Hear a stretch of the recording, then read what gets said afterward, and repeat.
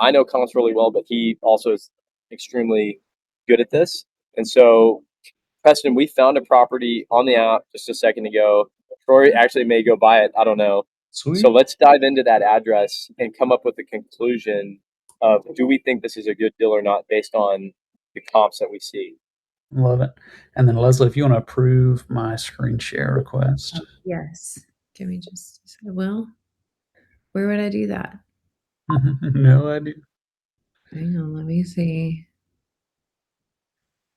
Got it. And then I'll figure out camera browser permissions later. Y'all are just gonna have to deal with that. Just no video yet. So Okay. all right. It's okay. Let's do this. Pull up comps. All right, what is that address, Troy? The address of this one is hanging up for my wife here. 46 Wild Rose Trail, Broken Bow. Rose Trail. All right. Let's see what we get. And then how many bedrooms is it? 1 bedroom. 1 bedroom. All right. And then so we'll look at just the 1 bedrooms for now. So in a 5-mile radius of that, the first thing we're seeing, filtering out just a 1 bedrooms with decent host quality. What we mean by that is that at least 15 reviews, greater than 4 on their stars, and available for most of the year. Not the ones that are just listed for half the year and whatnot. So we got about 400 still. So we can probably refine this a little more, actually. We can go down. Let's see what we get right here just off the bat. I'm going to try and move this guy out of the way. There we go. So yeah, Preston, by the way, when we were looking at this, we had underwritten it as if it can make around 76,000 in revenue. So what are you showing on this? Yeah, so let's so the average of these 400 is making like 54 right now, but that upscale is about 72, so the 75th percentile. But let's see what this changes. Let's get rid of these. Like, we still have 400 here, so let's get rid of like the ones that are between 4 and 4.5. So that actually didn't take out that many. Let's go a little more strict. At least 4.75 on their host reviews.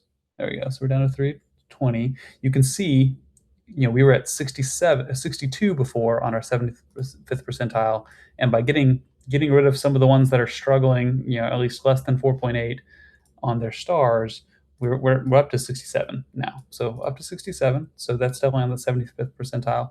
We can refine this down a little bit more.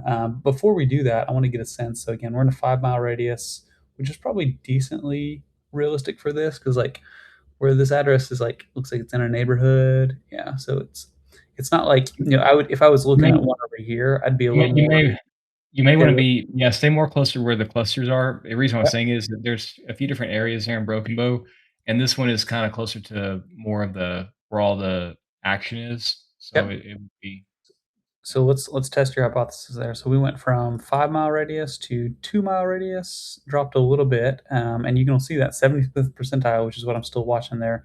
That went up, about 1,000 by doing that. Let's refine it a little bit more though. Let's go like a mile and see. Okay, so within a mile, it's kind of within that radius. And you can go tighter if you want, but 1-bedroom homes in this area around that. You could also expand this out and see, like, hey, what would this look like for like 0 to 2-bedroom homes, so like studios to 2 bedrooms. You can see kind of a bit of a range of what the market is. The reason why I'm doing that is I want to see what the amenities look like for what I would call smaller homes.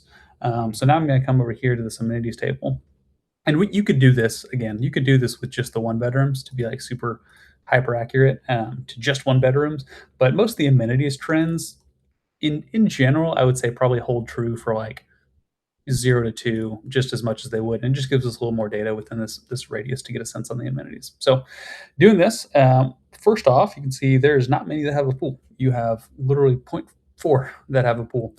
We could find out where those are if we wanted to do that in a second by filtering down on that. But that is the biggest driver. They're not getting much more occupancy, but clearly they're able to charge a lot more. It's probably some of these top ones here. If we come over our table and sort by, let's just do about real revenue. So some of these ones here, 4.8. And those are 1-bedrooms that are collecting that much. What is this? Kink erotic red sunset. Oh yeah, there's some people are starting to Uh-oh. do like that. Yeah, they're starting to recommend it. Interesting. It's the one that's making the most. So you do you, dude. Yeah. Hey, All I right. met some people at Boardroom that are doing that in I think the Smokies, and they're crushing it. So it's a new trend.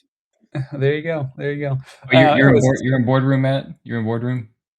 Yeah, I went to the Boardroom conference, and so we Cool, were a yeah. sponsor there. Yeah. yep.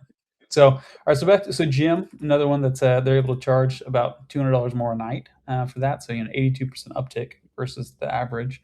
Dryer, most of them have it, but some don't. So really, I view this as like you got a pretty big hit if you actually can't have a dryer. So it's an important one in this market, I would say. Pets allowed, not really. So I'm seeing once you get down to here. So really, in my mind, there's like 3 that have significant relevance here.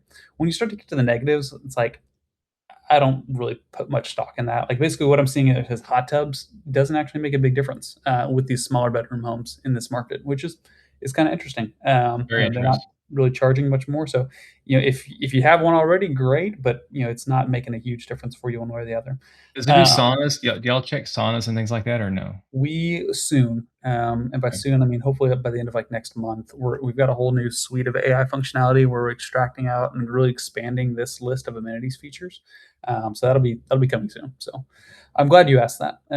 It is something that we've had requested for sure.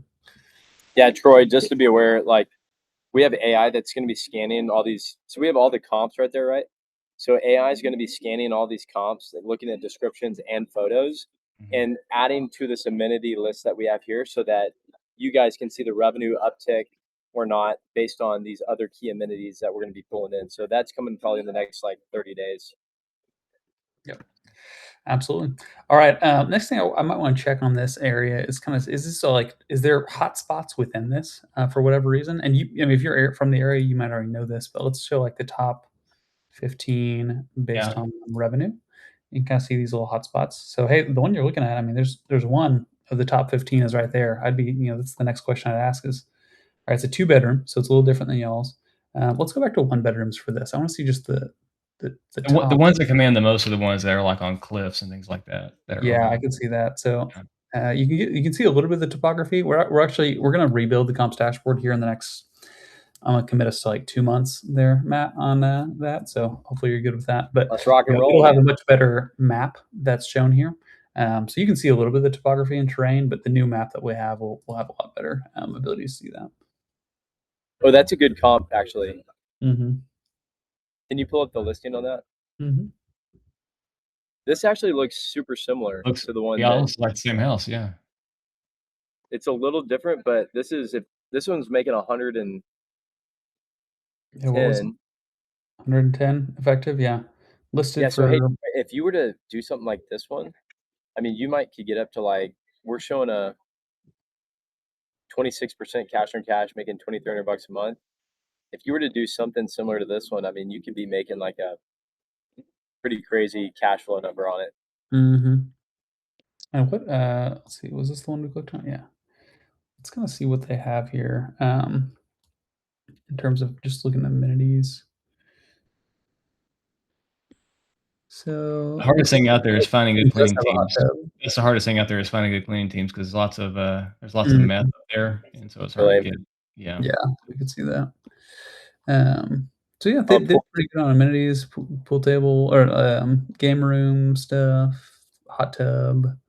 The Porsche is probably the killer. It's like the view, and they just like decorate it really well. It's just a nice modern look. So I'm noticing the air hockey, the bathtub they feature because I guess it's more Mhm. like couple thing.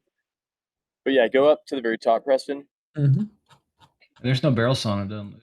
Mm-mm. Yeah, like they're featuring like a really kind of like hotel-esque, with the bathtub thing. Yeah. So Stay. one thing I noticed on the comps dashboard that Preston pointed out is gym. So I wonder if you had like some sort of like gym lightweight set or something, Yeah, like yoga maybe some mats. weights or maybe do some, like, what's in style right now? Yoga not yoga, Pilates, something like that, maybe some Yeah, mirrors and Pilates, stuff like that. Mhm. yeah. But And really on the Preston, one what's interesting is the on the 1 property, bedrooms, I'm not seeing any that have that, but if we expand out to the 0 to 2, then there's mhm. a couple that have a gym. You could, like, let's do gym here. see just the ones. There's only one actually in like a 1 mile radius. We could expand this out. Let's go like a 2 mile radius, 3 mile. Yeah, there's two within a 3 mile radius that even have gym listed, at least in these smaller bedroom type homes. Now we could do this too. Let's take off any of these host filters just to say that with confidence. So with confidence, there are 4 that have it. It looks like some are getting cut off, but this day's available. So like if we do that, click on this one. Yeah, see this one's days available. This is like pretty new listing here, at least as of the time that we pulled it, which was back in February, and this will get updated towards the end of this month. So fairly new. So that's partially why this one is not getting there. So you can actually see the delta in our effective revenue is pretty wide in real versus effective because we have homes like that have only been on for 33 days. And so their difference, if you go like look at the table here, their difference between real revenue and effective revenue on like that one we were looking at, like there it is. Yeah. Real revenue. Hey, Preston, Yeah, go ahead. can you explain the difference between real and effective so Yeah, that's what these I was about guys to do. know? So real revenue, this is saying we only have, we've only seen them be on for 33 days. It's a new listing. But in those 33 days, we've seen them make $3,300. And so you can scale that up to say, hey, if they're listed for the full year, what does that come out to? What's that scale to? And so that's the difference when you're looking at like this is scaling this number up to 365, which does it seems super simple, but and it is. I mean, it's mathematically very simple, but it's a really interesting way of looking at the data because what it accounts for is it accounts for things like owner usage, which if you're trying to underwrite your property, you're not going to account for that in your revenue. You want the bank to know this is going to be listed the whole time. So it's going to make the maximum potential revenue, which is, in a lot of cases, if we're doing this as an investment, that's likely accurate. And so, but not everyone does that. Not, some people, have these homes that they use personally, or they have it booked. The other thing this doesn't account, or this accounts for, is off-platform bookings, things that we have no way. It just shows up as a block on the calendar. We don't have a way of knowing that they blocked it off because someone paid them Venmo for it, or paid through their off-platform booking provider. There's a bunch of those. So this real versus effective helps to account for that. Real is simply, just to keep it simple, it's a real revenue that we saw get booked based on Airbnb, VRBO, TripAdvisor, Booking.com. The ones that are public that we can actually pull from on a daily basis to identify if they got booked or not. And just so y'all know, whenever I am buying properties, I really like to look at real revenue because that's what it actually did make. Although there could be some upside potential, there could be. Sometimes there's reasons why there wasn't. So I think in y'all's underwriting, it's good to be looking at real revenue to be a little bit more conservative, but you can always eyeball the effective and say, well, if everything's going my way, maybe I can get up there, but just be careful I wouldn't underwrite on effective every time. I think real is a good way to do it in the beginning until you feel more confident in the data. Mm-hmm. Yeah, effective can get dangerous because it can get skewed by if it was listed for one day.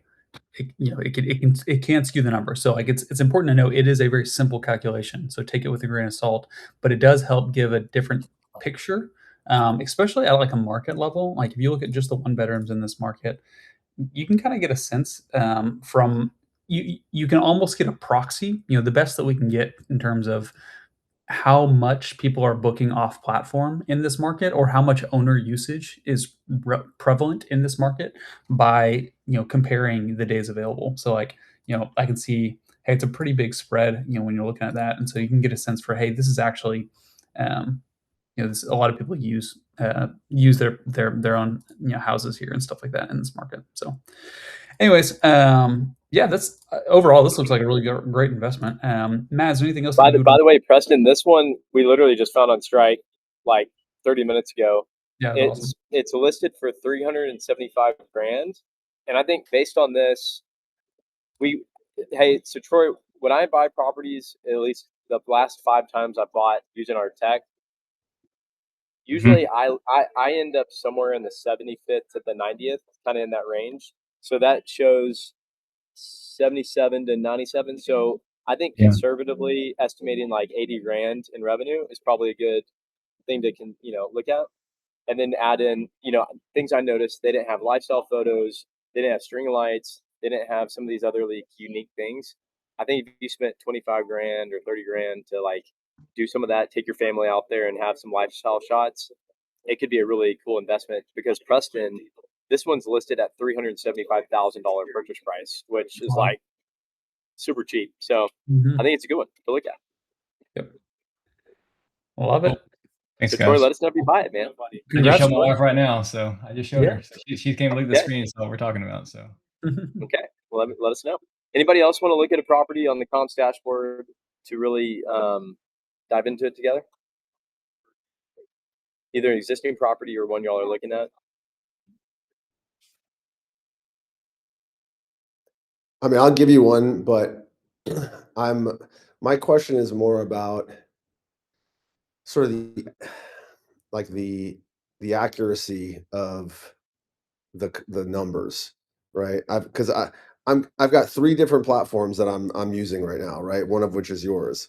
And they're all a little different. And for me, for this particular property, it's sort of a make or break decision as to whether or not, I would actually like be able to break even on Mhm. this property. So I would just love to know more about, how you guys arrive at that number. And it's okay if you say, look, I'm in cybersecurity and software, so I have lots of things that I wouldn't tell people because it's special sauce, and that's okay too. Um, Well, for us, but the I'm biggest just thing trying is to, confidence. You at the end of the day need confidence. That's what you need in order to right. make this decision. And so that is one of the biggest, I would say, differentiators between us and say like an AirDNA or something like that. Is at the end of the day, we want to give you what you need in order to have that confidence, either one way or the other. Confidence that this is not a good deal or confidence that it is. And so, we intentionally don't black box our numbers. Like you're not getting just this number and have to trust us and say, just assume that's right. You can dive into the details on a little bit on like AirDNA and stuff like that, but really, to give you full transparency and kind of where what this number shows. This number is accounting for revenue. I'm sorry, accounting for cleaning revenue. So it has basically the cleaning fee is baked into the revenue that's in there. So it's gross revenue that's baked in there, and it is when you're looking at real revenue, it is what we're able to pull from VRBO, TripAdvisor, Booking.com, Airbnb. And so when we're pulling from that, we pull it on a nightly basis to analyze. And so it's a 12-month rolling average looking backwards from the last time that we were able to pull that property. So that's what's baked into those numbers. One thing that is a really key thing to know as you're accounting for this is the one thing this revenue does not account for is say you go to Airbnb and you go to book a property and you put in your dates and it gives you, oh, hey, this is like a long-term stay. Here's your long-term stay discount. Or, hey, this is for tomorrow. Here's your, last minute stay discounts. Those on platform discounts do not get applied. Now, your price labs, automated pricing, stuff like that, that's automatically pushing to the platforms to do last minute. Like that's how I do all of my last minute discounting. It's just through price labs automations and stuff like that. That stuff does get accounted for in terms of like the ADR that's being charged for that night. But like the on platform specific only shows up when you actually put in your dates. Types of discounts do not get accounted for. So that's the only thing. If you're seeing a delta here between this and maybe a property that you own or something like that, that's where that delta comes in. Is you must be having a lot of discounts or pushing things that get pushed that way. Or there's off-platform bookings that if you're looking at real revenue, is not accounted for in the off-platform bookings or is not accounting for the off-platform bookings. Does that Okay. Yeah, help give that's that. the Yeah, clarity? that's super helpful. Yeah. So basically, what you're saying is the delta between yesterday and today, right? You know what the price was yesterday, and if today that price is showing booked, or that day is showing booked, you assume it got booked at the rate that it was yesterday. Is Yep. that how you're kind of So doing it? Yeah. exactly. For a given day, Yeah. for a given day, there's either 3 statuses that a day can be. It can either be booked, which means it was, there's an actual reservation that is tied to it, which is how we can see the cleaning fee. Or it is available, open. It's open to be booked, but it has not been booked yet. Or it's blocked, and blocked basically is what shows up when an owner blocks it personally, or when it gets booked by an off-platform booking. So that's kind of the three statuses. And so by knowing that, and knowing what the calendar was showing for the ADR for each of those days, plus what the cleaning fee shows as for that property, we're able to identify what the actual revenue, within a degree of confidence, Sure. pretty Yeah. close to what the I mean, gross revenue was for that property. Okay. So the revenue does include, right? It's a gross revenue, and then if it was blocked by an owner, you can or cannot distinguish that. You can see that it was blocked, but that blocked could be, there's basically usually three things. It's either like maintenance block, it was blocked by the owner, which is kind of the same thing, or it was an off-platform booking, which just shows up as an owner block when we're pulling. Does that make sense? Yeah, and is that assumed as revenue or not revenue? It's in assumed your that that's algorithm? not revenue. Not revenue. So, Okay. yeah, so Okay. it's 'cause there's really no way to differentiate between like Right. the owner blocked it because they got paid by Venmo or an off-platform booking platform. Okay. But that's kind of what their effective revenue does help to account for a little bit, is you can toggle between that, and it's, we know the count of days. We know that this owner, this over the last 12 months, this property here, we'll go to the table. We know that this King Karotic Red Sunset was days on market, which is days available. It was available for almost the whole year, almost 365 days, or 362 days out of the 366 to 365 days in a year.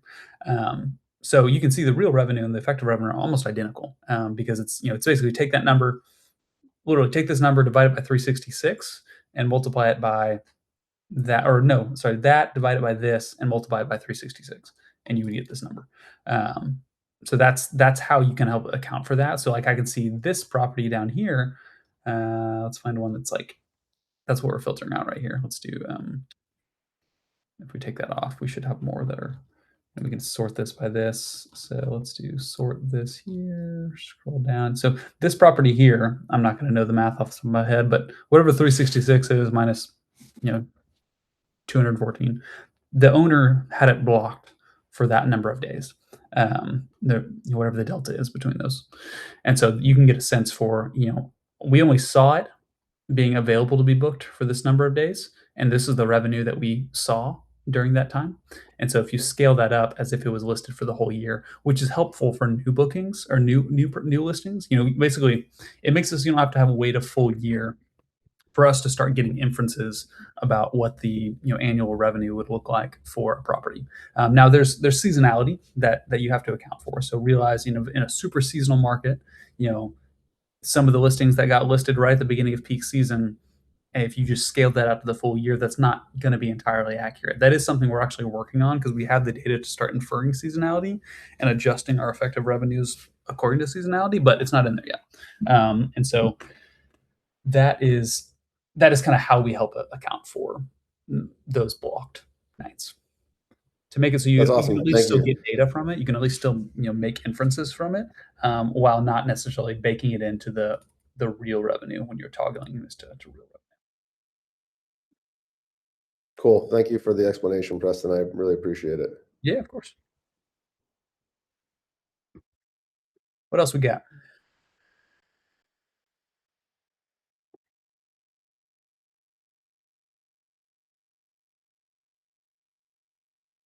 Looks like we lost Matt. That's all right. We don't need them. Oh, are you able to tell that same property if it's on ML, if it's on short, like on Airbnb and Verbo? Can you see if it's already on there? The one that we were In terms of like when you're looking at a property here, like identifying if it's currently a Yeah. listed short-term rental. Yeah, That is yeah. something I was working on actually this morning. So no, the answer is no, not yet. But as part of the enhanced AI features that we're adding in, identifying, it's within a range of confidence, because there's different ways that we can pull from that. One is like looking at the actual listing descriptions. A lot of times the MLS, the realtor is going to list that in the description, and so we can pull from that, especially in like really hot short-term rental markets. That's something they're going to list usually, and so we can pull from that and identify it. But we can also do just a location match, which this is where it gets a little fuzzy, because in a neighborhood, the long lats are almost identical for your house and your neighbor's house. So it's not an exact match on that, but we can get pretty close to identifying, hey, is this likely was already an existing short-term rental? And that's probably how we display it, because we don't want to give you false data. But we also want to give you as much information as you can in order to help you make those decisions. So we'll probably display it as something like is likely existing short-term rental based on kind of these different ways that we're pulling this information. Cool.